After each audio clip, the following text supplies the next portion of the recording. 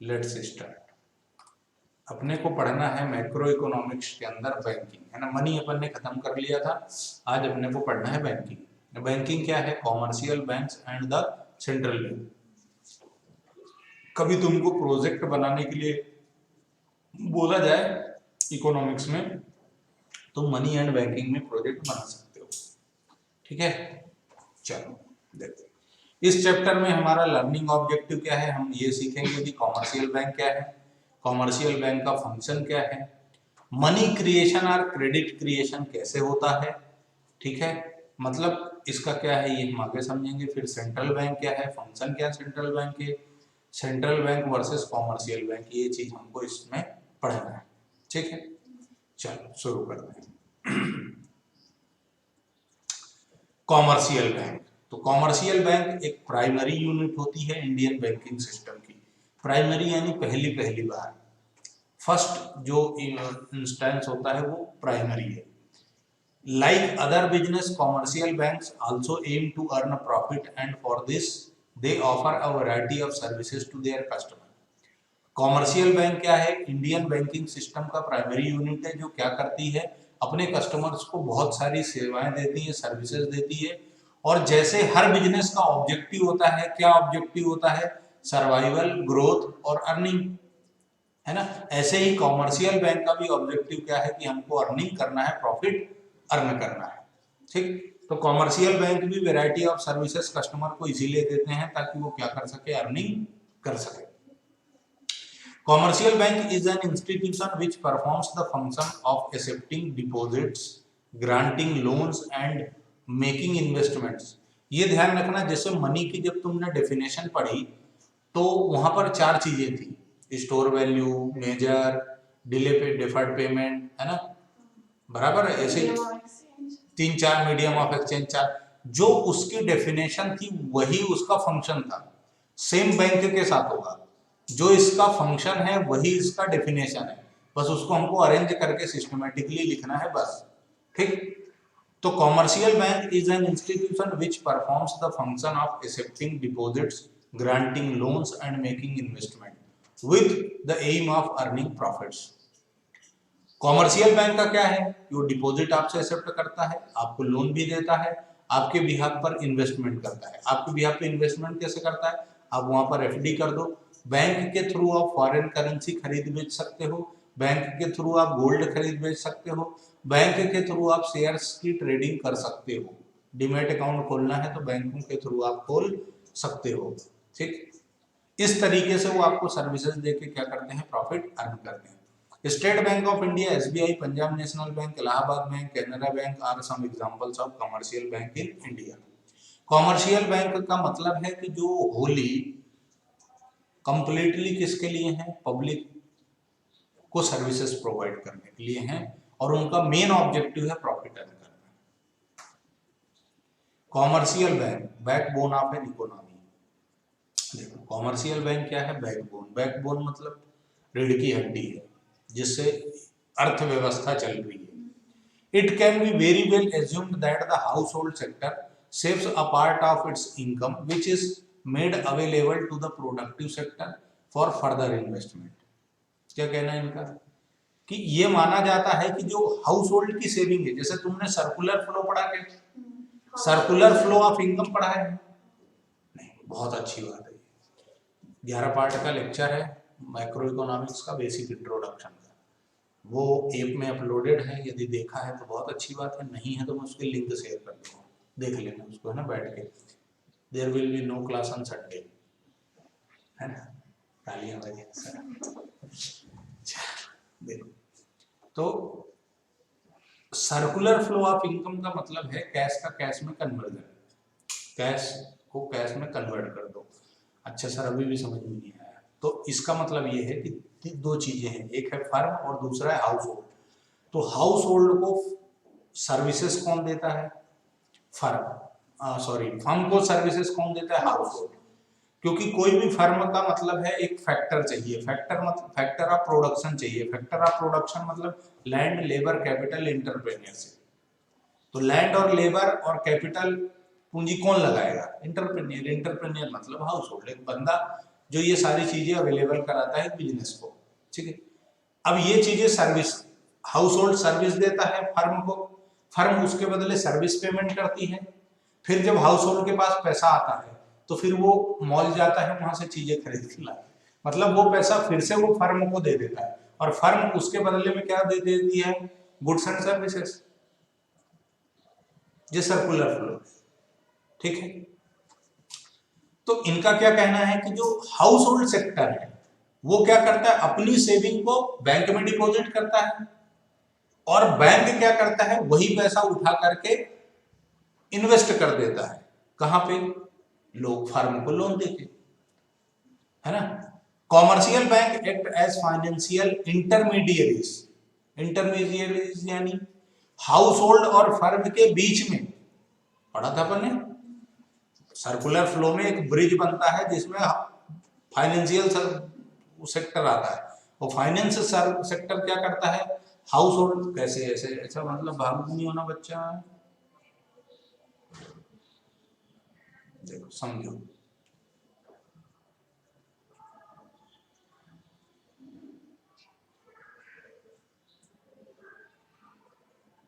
एक नया नोट तैयार कर लेते हैं अपन, थोड़ा सा ही समझना है ना, से ये होता है हाउस होल्ड, ठीक है, यहाँ है फर्म,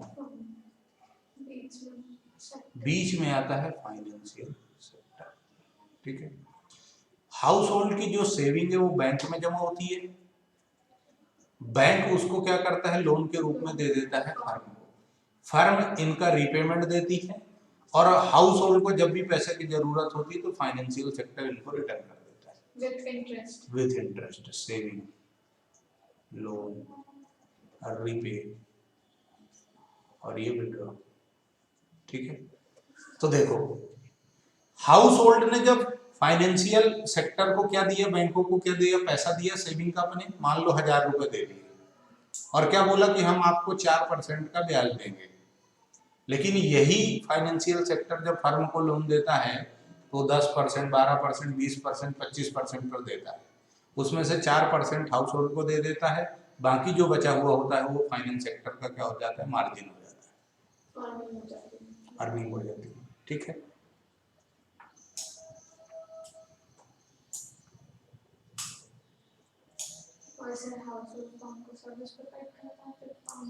बराबर, बढ़ जाए आगे, कोई समस्या नहीं। तो commercial bank act at financial intermediate, दो लोगों के बीच में ब्रिज का काम करते हैं, whose main function is to collect saving from household sector and lend it to the productive sector। Financial sector का काम ही क्या है, इंटरमीडिएरीज का, बैंकों का, कि हाउस होल्ड से सेविंग इकट्ठे कर लो, डिपॉजिट करा लो बैंक में और बिजनेसमैन को लोन दे दो और वहां से पैसा जनरेट करो। The rate of interest at which commercial bank accept deposit is known as borrowing rate, and the rate at which bank lend out their reserves to investors is called the lending rate। जिस पर deposit accept करती है वो borrowing rate कहलाता है बैंकों के लिए। बोरोइंग रेट, बोरो मतलब उधारी, बोरो मतलब उधारी, तो उधार ले लिया आपने भाई, डिपॉजिट एक्सेप्ट किया, मैं बैंक हूं, आप आए और मेरे पास 50,000 रुपए जमा कर दिए, तो एक तरह से मैंने आपसे उधारी ले ली। सिंपल लैंग्वेज में देखा जाए तो एक तरह से मैंने आपसे 50,000 उधारी ले ली, तो मैं आपको उस पर ब्याज दूंगा, तो बोरोइंग रेट कहलाएगा। वो जो मैं इंटरेस्ट आपको पे करूंगा, यानी बैंक जो डिपॉजिट पर इंटरेस्ट देता है वो बैंक के लिए कौन सा रेट ऑफ इंटरेस्ट कहलाता है, बोरोइंग। फिर मैंने इधर लोन दे दिया, इनको फैक्ट्री डालनी थी तो बैंक से इन्होंने लोन ले लिया, अब मैंने इनको उधार दिया है, लेते हैं तो बोरोइंग कहलाती है, पर जब देते हैं तो लेंडिंग कहलाता है, ठीक है। तो मैंने इनको जब उधार दिया, लोन दिया, तो ये क्या है, लेंडिंग है, और लेंडिंग पर जो इंटरेस्ट होगा वो लेंडिंग इंटरेस्ट रेट कहलाएगा, बोरोइंग रेट और लेंडिंग रेट, ठीक है, दोनों अलग अलग होते हैं। इनके बीच का जो स्प्रेड होता है वही बैंक की इनकम होती है। इनके बीच का जो स्प्रेड है वो क्या है, स्प्रेड मतलब सर फैलाव, फैलाव मतलब 4% पे मैंने डिपॉजिट एक्सेप्ट किया और 14% पे टिका दिया, तो 10% का जो स्प्रेड है ये क्या कहलाएगा? इनकम है बैंक। ठीक है, डन। एनी टाइप ऑफ समस्या? याद रखना ऑब्जेक्टिव के लिए इंपॉर्टेंट है कि लेंडिंग रेट क्या है, बोरोइंग रेट क्या है। सिंपल सा, बैंक ने दिया तो लेंडिंग रेट है और बैंक ने लिया तो बोरोइंग रेट है। और लेंडिंग रेट कुछ भी हो सकता है। हाँ, कोई भी हो सकता है, वो रेट कुछ भी हो सकता है। अपने को रेट याद नहीं रखना, अपने को ये याद रखना है लेंडिंग रेट का मतलब क्या है। When bank lends money to someone and charges interest, and this interest is known as, when banks accept a deposit and allows some interest, and this interest is known as borrowing. The difference between the two rates known as spread. देखो मैंने अभी बोला था, इन दोनों के बीच का जो difference होता है लेंडिंग रेट और बोरोइंग रेट का, वो क्या कहलाता है? स्प्रेड। और यही क्या है? बैंक का प्रॉफिट है। ये मैंने पहले ही बोल दिया है ना, बिना, अरे वाह ध्यान ही नहीं, अंग्रेजी थोड़ा कम समझ में आती थी। Functions of a commercial bank, तो जो डेफिनेशन थी वही फंक्शन है। याद रखने के लिए बहुत सिंपल तरीका है। प्राइमरी फंक्शन और सेकेंडरी फंक्शन, दो तरह के फंक्शन है। प्राइमरी फंक्शन बैंक का होता है accepting deposits, advancing of loan, loan देना। मकान बनाने के लिए हम जो लोन लेते हैं, ये बैंक के लिए एडवांसिंग ऑफ लोन है। ठीक है, अब एक्सेप्टिंग डिपॉजिट्स का क्या है? एक्सेप्टिंग डिपॉजिट्स का क्या? एक्सेप्टिंग डिपॉजिट्स का मतलब होता है, it is the most important function of commercial bank. They accept deposits in several forms, several forms. इसका मतलब यह है कि ये अलग अलग तरीके से डिफरेंट वेज में क्या करते हैं? डिपॉजिट एक्सेप्ट करते हैं। अच्छा सर, डिफरेंट वेज में मतलब तुमने भी पढ़ा बेटा, मनी में तुमने पढ़ा M1 M2 M3 M4, तुमने वहां पढ़ा टाइम डिपॉजिट, डिमांड डिपॉजिट। ये क्या है? टाइप ऑफ एक्सेप्टिंग डिपॉजिट्स है, टाइप ऑफ एक्सेप्टिंग डिपॉजिट है ये, बराबर। According to the requirement of different sections of the society, the main kind of deposits are, देखो हर बंदे का एम अलग होता है, थॉट अलग होती है, उसके सेविंग करने का पर्पज अलग होता है। कोई ये चाहता है मेरे को थोड़े दिन बाद, आज पैसा नहीं चाहिए, 1 साल बाद चाहिए। कोई चाहता नहीं मेरे को 5 साल बाद चाहिए। कोई ये चाहता नहीं यार मेरे घर में लाडली लक्ष्मी आई है, मेरे को इसके ब्याह के लिए 21 साल बाद पैसे चाहिए। ठीक है, तो डिपॉजिट भी कैसी हो सकती है, उसके हिसाब से डिफर करेगी। किसी को नहीं यार मेरे को तो यार 20 दिन बाद है, आज तो बैंक में जमा कर दोगे, ये क्या हो गया? डिमांड डिपॉजिट, कभी भी ले सकता है ना। उसके बाद 2 साल के लिए बात चाहिए, मतलब 2 साल तक पैसा नहीं चाहिए, मतलब ये क्या हो जाएगा? Time deposit. एफडी कर दो, नहीं यार मेरे को तो छोड़ी के जाओ कहीं 20 साल बाद चाहिए, टाइम डिपॉजिट। क्योंकि एक फिक्स टाइम जब आप कर दोगे कि नहीं मेरे को 6 महीने 7 महीने 10 महीने 10 साल 20 साल के बाद विड्रॉ करूंगा, बैंक श्योर है कि 20 साल तक ये विड्रॉ ही नहीं करेगा, टाइम डिपॉजिट, उस पर रेट ऑफ इंटरेस्ट ज्यादा होगा। क्यों ज्यादा होगा? क्योंकि बैंक उसको ब्याज में ब्याज पर ब्याज कमाएगी, उससे अर्निंग बैंक की ज्यादा होगी, तो आपको इंटरेस्ट भी वो ज्यादा अलाउ करेगा। ठीक है, आप 10,000 रुपए आज जमा करो, 10 साल बाद वो डबल हो जाएगा, लेकिन 20,000 हो जाएगा। लेकिन समस्या ये है कि तब महंगाई भी इतनी हो चुकी होगी कि वो 20,000 आज के 6-7 हजार के बराबर ही होंगे। एक फंडा होता है कॉमर्स में, एक सब्जेक्ट है फाइनेंस। जब आप फाइनेंस पढ़ोगे तो वहां पर एक और फंडा आता है जिसको बोला जाता है डिस्काउंटिंग, डिस्काउंटिंग बोला जाता है।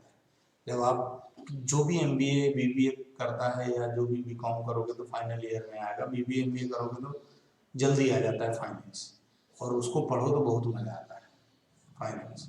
तो वहां पर तुमको असली पिक्चर समझ में आएगी कि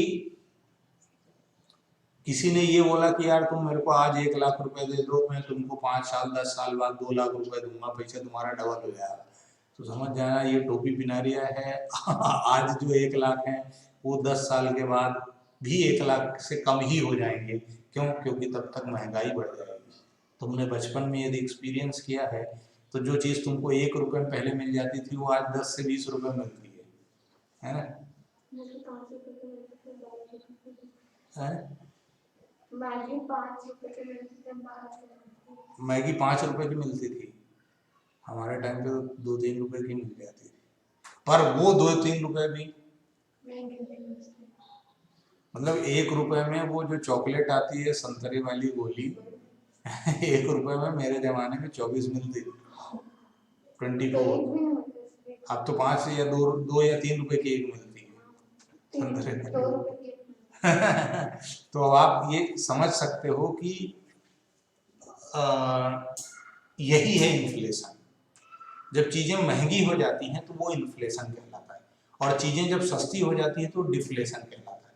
मतलब आपसे कोई ये बोले कि इन्फ्लेशन क्या है, तो इसका मतलब क्या है कि जो परचेजिंग पावर ऑफ मनी है वो डिक्लाइन होता है, डिक्रीज होता है। मनी का जो परचेजिंग पावर है वो जब वो कम होता है तो वो क्या कहलाता है, इन्फ्लेशन। और जब मनी का परचेजिंग पावर बढ़ जाता है तो डिफ्लेशन कहलाता है। अच्छा सर, डिफ्लेशन कहलाता है। परचेजिंग पावर का क्या मतलब है?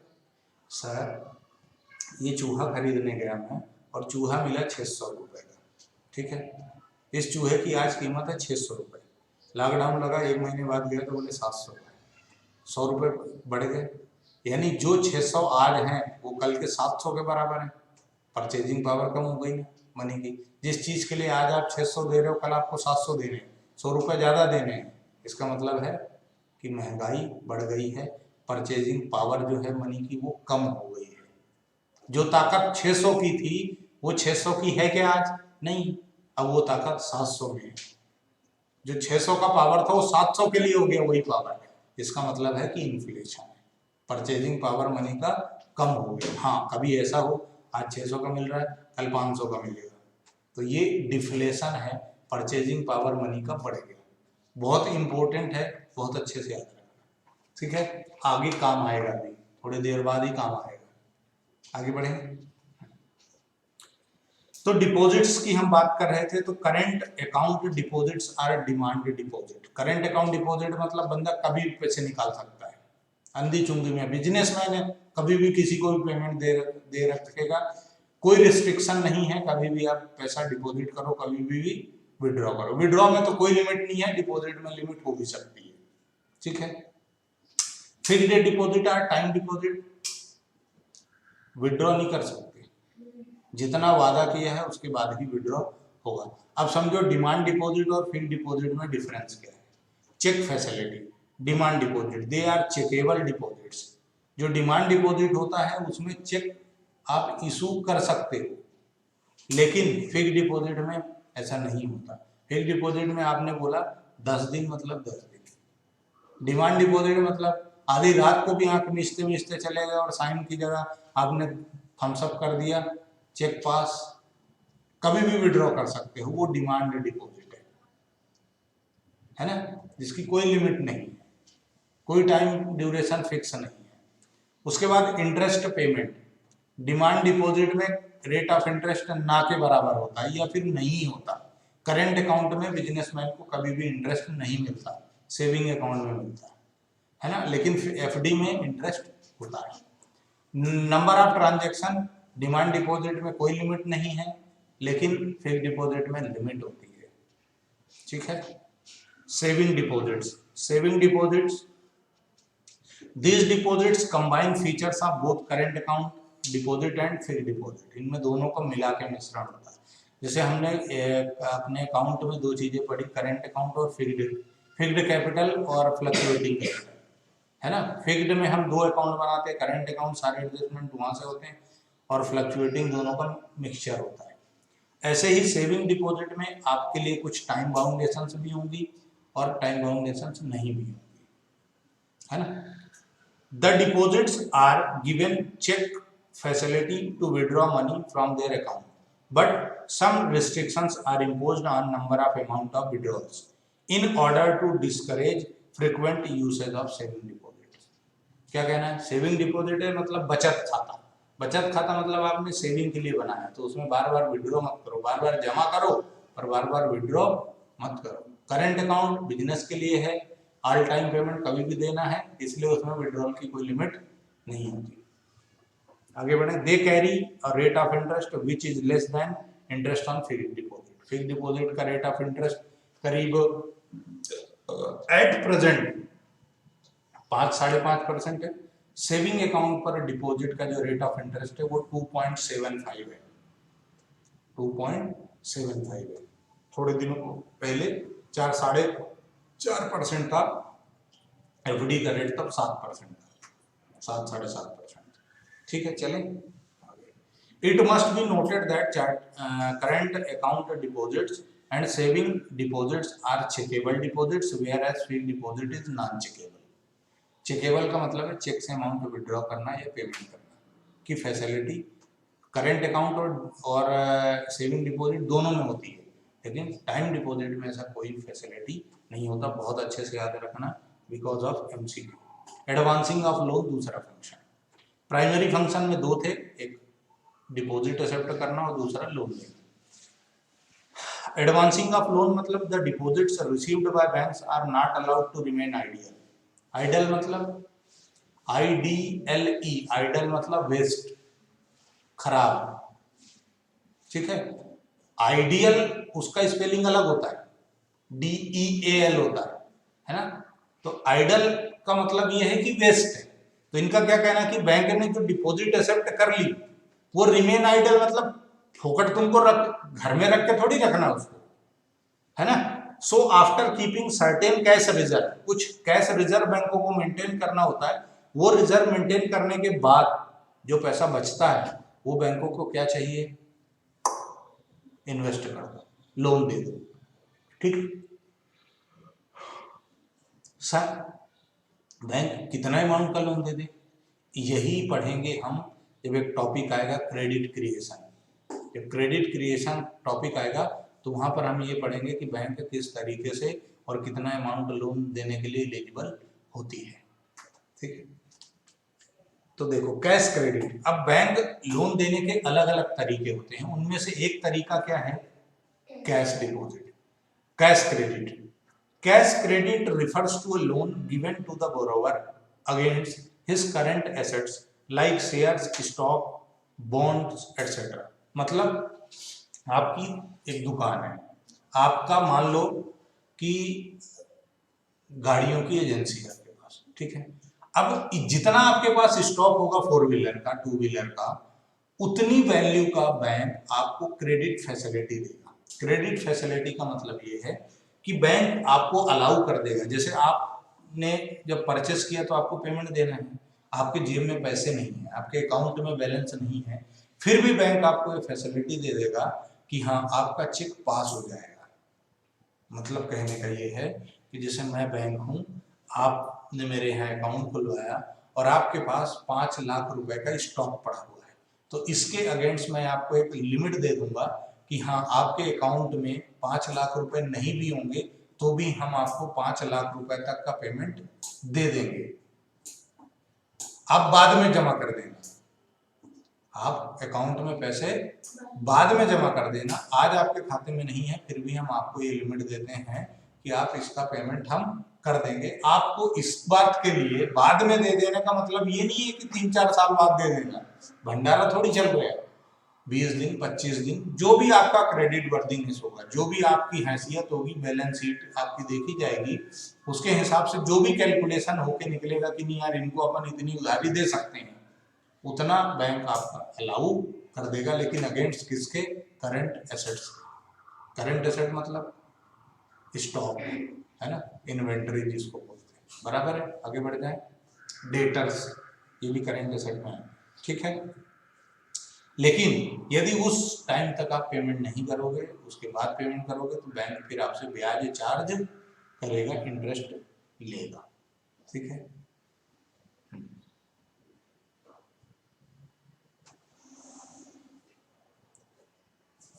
समझ में आ रहा है कि नहीं आ रहा? नहीं आएगा तो बता देना। अब ये सिस्टम ऐसा है कि इसमें अपन कुछ नहीं कर सकते, फिर भी थोड़ा कोशिश करूंगा मैं, है ना, मैं भी धीरे से थोड़ी सी कोशिश करूंगा।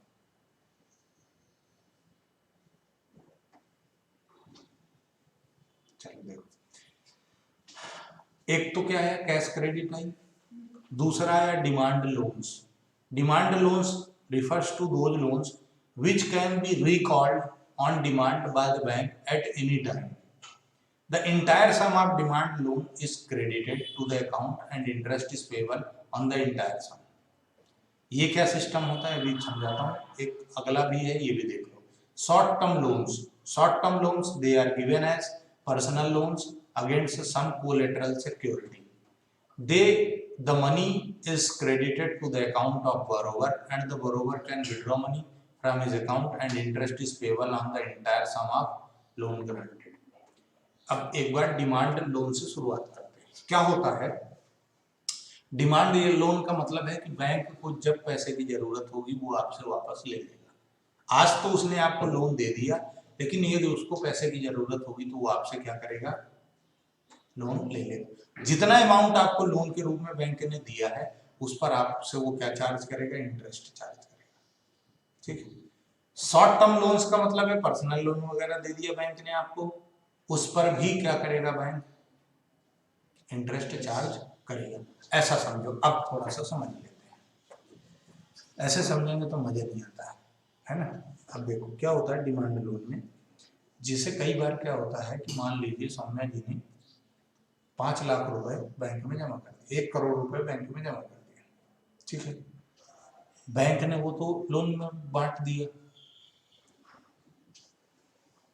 अब ये इनके खाते में तो क्रेडिट है, इनके अकाउंट में बैलेंस दिखा रहा है कि 1 करोड़ रुपए है. अब ये पहुंच गए बैंक की मेरे को आज पैसे की जरूरत है, मेरे को विड्रॉल करना है. बैंक की ब्रांच में उतना कैश अवेलेबल नहीं है, तो बैंक क्या करता है, किसी दूसरे बैंक से संपर्क करता है, नियरेस्ट ब्रांच से, कि यार एक काम करो यार भैया, यार मेरे को क्या, मेरा कस्टमर खड़ा है, मेरे को उसको 1 करोड़ रुपए का पेमेंट देना है, मेरे को 70 लाख रुपए कम पड़ रहे हैं. तो दूसरे बैंक ने पहले बैंक को पेमेंट दे दिया, लेकिन दूसरे ने क्या बोला कि भैया ये डिमांड लोन है, मेरे यहाँ यदि कोई क्लाइंट आ गया विड्रॉ करने तो भैया हम भी तुमको फोन लगा देंगे, है ना, हम भी तुमको फोन लगा देंगे और जब हमको जरूरत होगी तो पैसा. ये है क्या है डिमांड लोन्स. दूसरी ब्रांच देखो, इसकी टोपी उसके सर ही चलता है. पैसा जो है बेटा वो सिर्फ क्या होता है, इसकी टोपी उसके सर ही चलता है. बस सर्कुलर फ्लो है, सर्कुलर फ्लो है. किसी के पास पैसा रहता नहीं क्योंकि कोई लेके नहीं जाता ना. आगे बढ़े. शॉर्ट टर्म लोन यानी कम समय के लिए जो लोन दिया गया है, ब्याज पूरे पर चार्ज होता है. ठीक है. आगे बढ़े. Conditions for a financial institution to become a bank. एक फाइनेंशियल इंस्टीट्यूशन यानी एक ऐसी संस्था जो फाइनेंस पैसा लेन देन का काम करती है, लोन लेती है और देती है, वो बैंक कब बन जाती है ना, बराबर है. The main function of commercial bank is to accept deposit and advance loans. A financial institution can be a banking institution only when it performs both the function of accepting deposits and advancing loan. यदि for example LIC is not a bank as it does not accept checkable deposits from the public, although it performs the functioning of lending money. LIC bank नहीं है, वो financial institution है.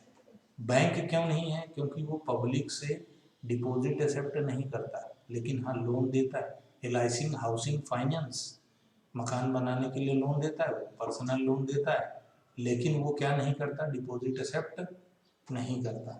ठीक है. Secondary function, primary 2 function है, deposit accept करना और loan देना.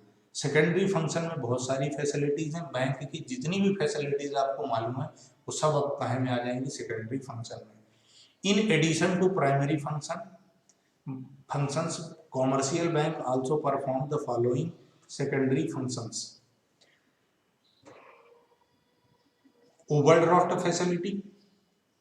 ओवरड्राफ्ट फैसिलिटी मतलब आपके करंट अकाउंट, आपके करंट अकाउंट में बैलेंस नहीं है, फिर भी बैंक आपको क्या करता है, अलाउ करता है कि आप अमाउंट विड्रॉ कर लें. डिपेंड करता है आपके ट्रांजैक्शंस कैसे हैं, बैंक के साथ रिलेशन कैसे हैं. तो वो ओवरड्राफ्ट. ओवर का मतलब होता है extra.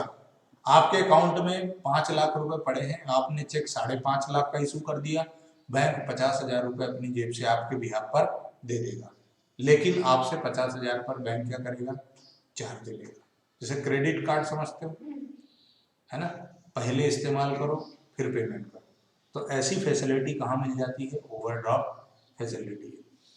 Discounting of bill of exchange, तो तुमने 11th क्लास में बिल्स ऑफ एक्सचेंज नाम का चैप्टर पढ़ा, उसका तुमने बैंक से डिस्काउंटिंग पढ़ा है। वो जो डिस्काउंटिंग पढ़ा है वो सेम फंक्शन यहाँ पर भी है। कुछ एक्स्ट्रा मैं नहीं समझाऊंगा, टाइम खराब नहीं करूंगा, ठीक है। एजेंसी फंक्शन, कई बार बैंक क्या करता है, एजेंसी फंक्शन भी करता है। एजेंसी फंक्शन मतलब फंड को ट्रांसफर करना, एक जगह एक के अकाउंट से निकाल के दूसरे अकाउंट में डाल देना, यानी एक को डेबिट करना और दूसरे को क्रेडिट कर देना।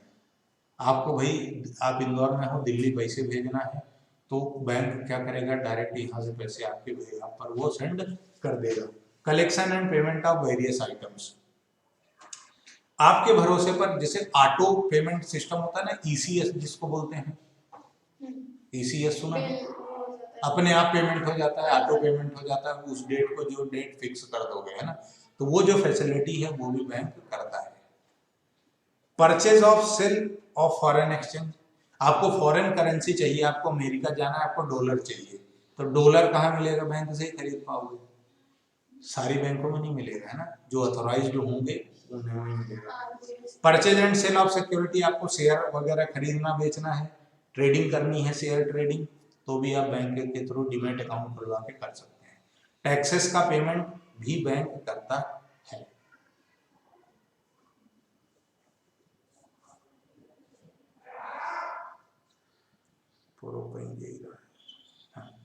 ट्रस्टी एंड एग्जीक्यूटर का भी काम करता है, ट्रस्टी का काम भी करता है।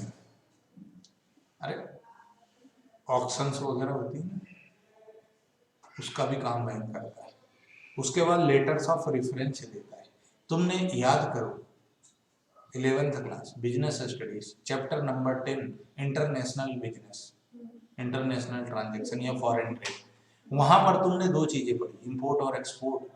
जब तुमने वो उनकी स्टेप्स पढ़ी तो तुमने वहां पर पढ़ा है लेटर ऑफ क्रेडिट। हमें फॉरेन कंट्री से ट्रांजैक्शन करना है तो हमें उसको लेटर ऑफ क्रेडिट देना पड़ता है, यानी बैंक से ये लिखवा के देना पड़ता है कि हाँ ये जेन्युइन बंदा है, आपका पेमेंट कर देगा, आप तो माल भेज दो, गुड्स भेज दो, ये बंदा आपको 10 दिन बाद 15 दिन बाद जो भी आपने इसको टाइम अलाउ किया उसके अंदर पेमेंट दे देगा, नहीं देगा तो हम हैं बैठे हैं, ठीक है। बैंक जब ये लिख के देता है आपके भरोसे पे तो वो क्या कहलाता है, लेटर ऑफ रेफरेंस, ठीक है।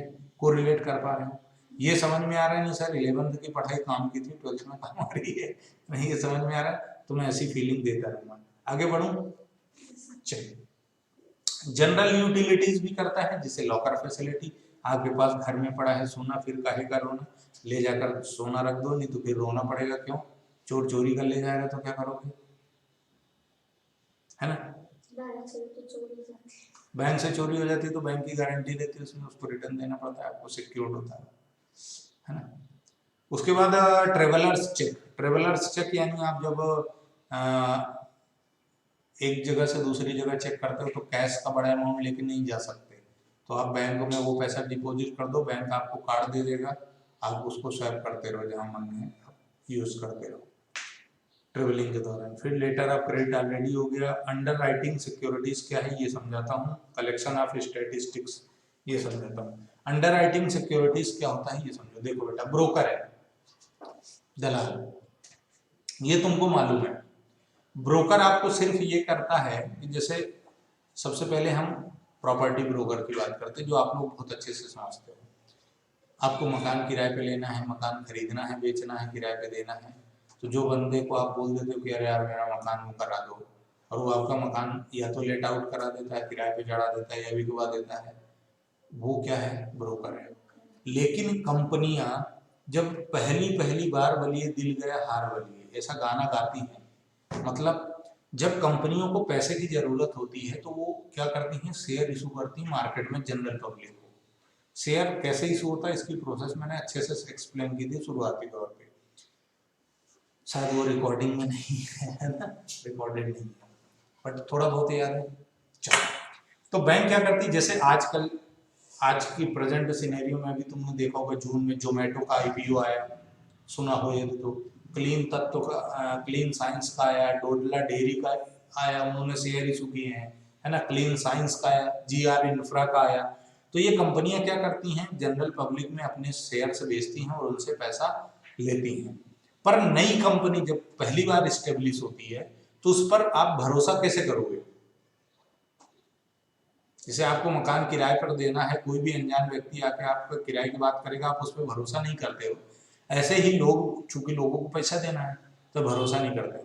तो ये जो शेयर्स इशू होते हैं उनके लिए कंपनी क्या करती है, किसी बैंक को अपॉइंट कर देती है कि आप एक काम करो यार, हमारे शेयर बिकवा दो, हमारे शेयर्स बिकवा दो, इसके बदले हम आपको कमीशन देंगे। अब शेयर, ये जब शेयर सिर्फ बिकवाने की बात करता है बैंक, तो वो ब्रोकर है। लेकिन जब शेयर ये गारंटी देता है कि हाँ आपके शेयर बिक जाएंगे और नहीं बिके तो हम खरीद लेंगे, यदि नहीं बिके तो हम खरीद लेंगे, हम परचेस कर लेंगे, जब ये गारंटी कोई दे देता है तो ब्रोकर ब्रोकर नहीं रहता, बल्कि क्या कहलाता है, अंडर राइटर। वो क्या अंडर राइटर कहलाता है। फिर उसका नाम ब्रोकर नहीं रहता, बल्कि क्या हो जाता है, अंडर राइटर कहला जाता है। But it is like broker, समझने के लिए आसान है। लेकिन दोनों में डिफरेंस क्या है, ब्रोकर कोई गारंटी नहीं लेता, लेकिन अंडर राइटर ये गारंटी ले लेता है कि यदि नहीं बिका मार्केट में तो फिर हम बैठे हैं, आप चिंता मत करो। ठीक है। कलेक्शन ऑफ स्टैटिक्स, ये जानकारियां भी इकट्ठी करते हैं, जानकारियां भी इकट्ठी करते हैं, मतलब ट्रेडिंग और कॉमर्स से रिलेटेड, ताकि वो कस्टमर को एडवाइस दे सके। आगे बढ़े। मनी क्रिएशन और क्रेडिट क्रिएशन। मनी क्रिएशन क्या होता है ये समझो। Commercial bank receives deposit from the public and use this deposit to give loans. पैसा लोगों से एक्सेप्ट करती हैं और लोगों को लोन दे देती हैं, बिजनेस फर्म्स को। However, loans offered are many times more than the deposits received by bank. लेकिन बैंक लाख रुपए डिपॉजिट एक्सेप्ट करती है और लोन 5 लाख 10 लाख करोड़ों में भी दे देती, तो ऐसा कैसे संभव? This function of bank is known as money creation. ये जो डिपॉजिट कम एक्सेप्ट करती है और लोन ज्यादा दे देती है, ये जो चमत्कार है बैंक का, यही क्या कहलाता है, क्रेडिट क्रिएशन। और वेरी इंपॉर्टेंट है क्रेडिट क्रिएशन ऑफ मनी, ये बहुत अच्छे से समझ लीजिए। बढ़ूं आगे, नीड सम ब्रेक। चलो tata bye bye see you, ये यहीं खत्म होता है। धन्यवाद।